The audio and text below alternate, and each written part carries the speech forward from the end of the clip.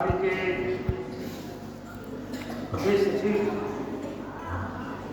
आदरणीय प्रदीप कुशवाहा जी, इस प्रांत के प्रांतीय खेल प्रमुख श्रीमान राकेश जी, इस विद्यालय प्रबंध समिति के सह सचिव और इस कार्यक्रम की अध्यक्षता कर रहे श्रीमान अश्विनी कटोर जी, इस भागलपुर विभाग के श्रीमान सतीश जी, और अपने इस विद्यालय को जिनके मार्गदर्शन में नेतृत्व में सदैव आगे बढ़ने की प्रेरणा मिल रहा है और ये विद्यालय आगे बढ़ रहा है, ऐसे इस विद्यालय के प्रधानाचार्य श्रीमान अमरेश जी, इस सभागार में उपस्थित सभी अन्य अधिकारीगण, सभी आचार्यगण और सभी सम्मानित बंधु, इस देश को आगे ले जाने वाले और भविष्य में इस देश को नेतृत्व देने वाले, इस देश की संभावनाओं की पीढ़ी, इस देश जो वर्तमान में बैठे सभी भैया बहन हैं, ऐसे सभी इस देश के भविष्य भैया और बहन। आज हम सभी लोग पिछले 2 दिनों से इस शिशु शिक्षा प्रबंध समिति और भारतीय शिक्षा प्रबंध समिति के द्वारा आयोजित प्रांतीय खेलकूद प्रतियोगिता में कबड्डी और खो खो की प्रतियोगिता में हम यहाँ आए हुए हैं।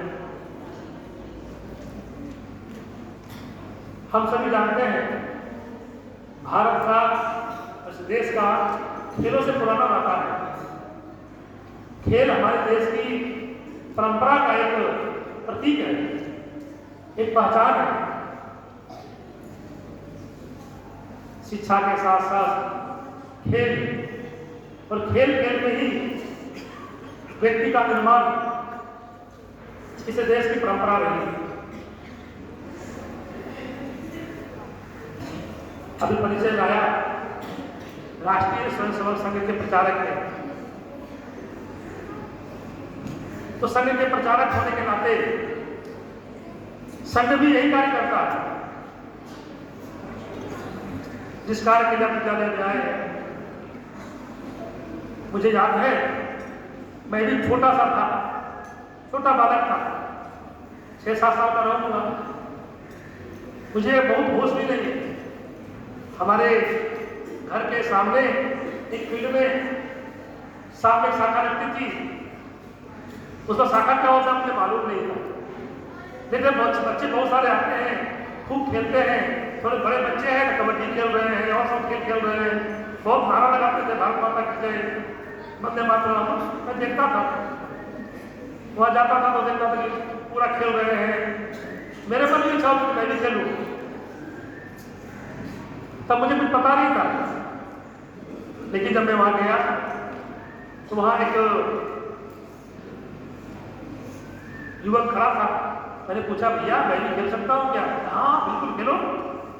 और मैं खेलना शुरू किया छोटे अवस्था में, और खेलते खेलते कब मैं संघ का स्वयंसेवक बन गया, खेलते खेलते कब मैं संघ के दायित्व में आ गया, और उसी खेलते खेलते मैं संघ का प्रचारक बन गया। और साहब प्रचारक करके आपके सामने खड़े हैं और भाषण दे रहे हैं, कि उसी खेल का नतीजा। तो खेल के द्वारा व्यक्ति का भी निर्माण होता है। हम जब कबड्डी खेलने आए, कबड्डी खेलते हैं, तो कबड्डी सिर्फ खेल नहीं है, कबड्डी हमारे अंदर अनेक प्रकार के गुणों का विकास करती है। सबसे पहले साहस का निर्माण, हिम्मत का निर्माण ये कबड्डी के द्वारा होता है। सामने हमारे विरोधी दल में है, वो 5 खिलाड़ी हैं, मैं अकेला हूँ, मैं 2 ही लोग हूँ, लेकिन हम उसके घर में जाते हैं, उसके घर में जाकर उसको मार कराते हैं। प्रयास करते हैं कि सामने वाले खिलाड़ी को हम मार कर आए। 10 लोग सामने हैं, मैं अकेला हूं, क्योंकि मैं हिम्मत के साथ घर में घुसता हूं। ये हिम्मत का हमारे भीतर में उद्भव इस कबड्डी के द्वारा होता है। साहस का निर्माण होता है, हमारा हौसला बढ़ता है। इसलिए जब हम जाते हैं और सामने 5 खिलाड़ी 7 खिलाड़ी होता है, उसके बाद भी हम इसे डालते हैं, हमें डर नहीं लगता, हमें मार देंगे। लेकिन हम हर दम तक प्रयास करते हैं, अंतिम दम तक। अगर पकड़ भी लेता तो प्रयास करते हैं कि हम चोट लगाकर वापस अपने घर वापस आ जाए। ये हिम्मत, ये साहस हमको कबड्डी से मिलता है। हमको आत्मविश्वास मिलता है। किसी काम को करने के लिए आत्मविश्वास की बहुत बड़ी आवश्यकता होती है। हम ये काम कर लेंगे, ये आत्मविश्वास हमें खेल के द्वारा, कबड्डी के द्वारा मिलता है। दुश्मन के घर में जाकर मार कर आना, आज हमारे देश के जवान दुश्मन के घर जाकर और मारकर सर्जिकल स्ट्राइक में आ गए। क्यों आ गए?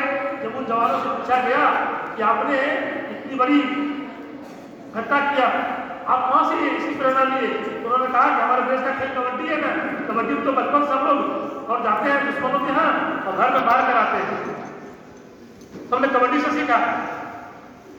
और दुश्मन, कोई दुश्मन हमारे घर में घुस जाए तो अपने घर में भी उसको पकड़ कर मार देना, घर जिंदा वापस नहीं जाने देना। तो दूसरे पक्ष का वही काम होता है कि हमारे घर में कोई दुश्मन घुस गया तो उसको वही मार देना, तो वापस जाने नहीं देना। यानी अपने घर में छोड़ना नहीं और दूसरे घर में जाकर मार कराना दुश्मनों को। ये हिम्मत, ये साहस हमको कबड्डी से मिलता है। हम देखते हैं हमारे भारतीय संस्कृति में कहा गया है कि हमेशा जो व्यक्ति मरता है वो जन्म लेता है, शरीर मृत्यु को प्राप्त होता है, लेकिन आत्मा अजर अमर रहता है। इसलिए व्यक्ति मरता है, पूरा जन्म लेता है। दुनिया इसको नहीं मानती, पाश्चात्य संस्कृति इसको नहीं मानती, लेकिन भारतीय संस्कृति इसको मानती है। आज कबड्डी है, हमारा खेल ये प्रूव करता है। हम मरते हैं, पूरा जीवित होते हैं। मरना और जीना ये हमारे संस्कृति का परिचायक है। हमारी संस्कृति, हमारी भारतीय संस्कृति जो करती है, उसको सिद्ध करने का काम ये कबड्डी खेल करता है। उसी प्रकार हम खो खो खेलते हैं। हिरन जैसी चपलता, बाज की तरह झपटने का गति, ये कबड्डी हमें सिखाती है, खो खो सिखाता है हमको। अगर आपकी चपलता अच्छी नहीं रही तो आप आउट हो जाएंगे। इसलिए आपके अंदर अच्छी चपलता होनी चाहिए, अच्छी गति होनी चाहिए, टीम वर्क होना चाहिए। ये कोई भी खेल खेलते हैं उसके अंदर टीम वर्क होना चाहिए। हम अकेला जाएंगे, हम सफलता प्राप्त नहीं कर सकते। तो खेल हमको टीम वर्क भी सिखाता है। 4 मित्रों के साथ एक साथ रहकर एक मत से, एक विचार से खेलना, बोलना कुछ नहीं, लेकिन एक दूसरे के इशारे से सब कुछ समझा देना, ये टीम वर्क की विशेषता होती है। और ये खेल खेल में हम सीखते हैं, हमको आगे से बताने की आवश्यकता नहीं होती। हम खेल में सीख जाते हैं कि टीम वर्क क्या होता है। इसलिए टीम वर्क बहुत ही आवश्यक होता है। एक और जब हम कोई काम करते हैं तो कहते हैं काम करते करते कई चीज़ों का अभ्यास करना पड़ता है। कोई भी चीज़ परफेक्ट तभी होता है जब उसका निरंतर अभ्यास करते हैं। एक कहानी ध्यान आता है, एक कथा है और बहुत अच्छी कथा है। एक व्यक्ति धनवान था, लेकिन किसी कारणवश उसके पास पैसा नहीं बचा, वो गरीब हो गया। कुछ पैसा बचा हुआ था, उसने सोचा अरे जब मरना ही गरीबी से है तो थोड़ा और गरीब होकर मरे, कंगाल होकर मरे। उसके मन में नकारात्मक विचार चला और वो सोचा कि और कंगाल हो जाए। अब अब कंगाल कैसे होंगे हम? तो वो चला गया शहर और एक जुए खाने में चला गया। क्या जुआ खेलकर हम कंगाल हो जाएंगे? लेकिन जब वो जा रहा था उसी समय रास्ते में एक पोस्टर चिपका था, एक जमीन की नीलामी हो रही थी। वो जमीन किसकी थी? तो वो जमीन एक खादान की जमीन थी जहां से कुछ मैग्नीशियम निकलने वाला था। लेकिन जिसकी जमीन थी उसने वहां और कई गड्ढे किए, लेकिन गड्ढों में निकला नहीं मैग्नीशियम, तो उसने उस जमीन को नीलामी के लिए रख दिया। अब कोई जब नीलामी का इतिहास उसने पढ़ा तो वहां पहुंचा, एक तो गड्ढा पूरा, उस पर से नीलामी कौन खरीदेगा जमीन को? कोई जमीन खरीदने नहीं आया। और वो जो कंगाल था, जो अपने को बहुत कंगाल होकर पता जा रहा था, वो ये अकेला मात्र पहुंचा। अब अकेला पहुंचा, एक ही आदमी का नीलामी होना था, तो जितना पैसा था उतने में जमीन उसके नाम हो गया। अब वहां कुछ वर्कर काम कर रहे थे, तो जिसने नीलामी किया था उसने उस वर्करों को पैसा दे दिया कि दिन भर का पैसा ले लो। तो वर्कर ने पूछा कि अब करना क्या है? तो उसने कहा तुमको दिन भर का पैसा मिला है ना, चलो दिन भर काम करो, आगे देखेंगे क्या होता है। उसने दिन भर काम किया, 3 फीट और नीचे गड्ढा खोदा तो मैग्नीशियम निकल गया। और मैग्नीशियम निकल गया तो वो आगे बहुत राजा हो गया, बहुत धनवान हो गया। आगे चलकर उसने एक ट्रेन बनाने वाली कंपनी को भी अपने अंदर कर लिया, नहीं बहुत बड़ा धनवान बन गया। तो ये कहानी है यूएस की, अमेरिका की कहानी है। वहां की पत्रिका में छपा,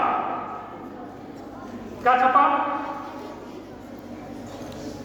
distance between fail and success 3 metre.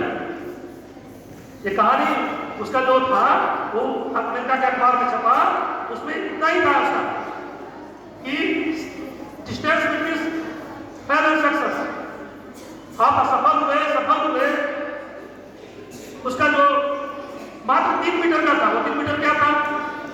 अगर वो व्यक्ति उसने 40 मीटर गाढ़ा किया था, 3 मीटर और गाढ़ा कर लेता, वो जमीन नहीं बेचता। लेकिन व्यक्ति के जीवन में सफलता और असफलता 3 मीटर, उस 3 मीटर में ही वो व्यक्ति अमीर हो गया जो कंगाल होना चाह रहा था, जो मरना चाह रहा था। तो व्यक्ति के जीवन में सतत कार्य करने से, हिम्मत नहीं हारने से हमको आगे बढ़ने की प्रेरणा मिलता है। हमारे मित्र अभी नोएडा में हैं, उनका बालक आज 12 साल का है। तो अभी पिछले बार मैं नोएडा गया तो उन्होंने अपने बालक को, क्योंकि उनके कुछ परिवार लोग चाइना में रहते हैं, उन्होंने बालक को चाइना भेजा वह ताइक्वांडो का प्रशिक्षण लेने के लिए।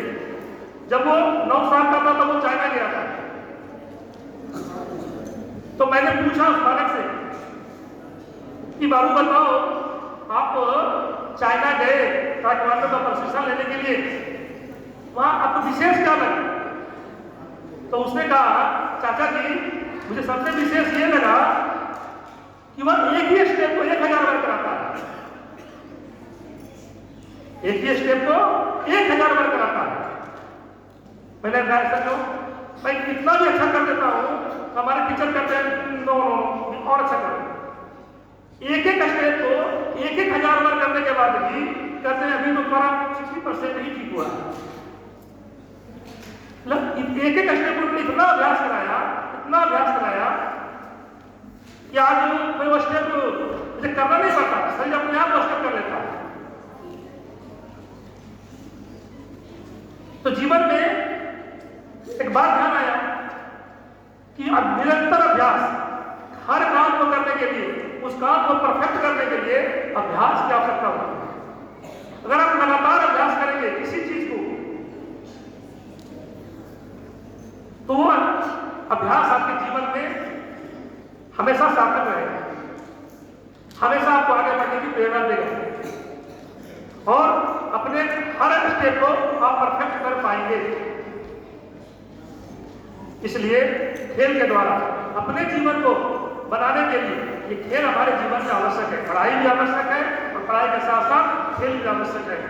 और इसलिए स्वामी विवेकानंद जी कहते थे, जब कोई स्वामी विवेकानंद जी के पास जाता था कि हमको आप ज्ञान दीजिए, तो कहते थे आप खेल खेलते हो, आप फुटबॉल खेलते हो?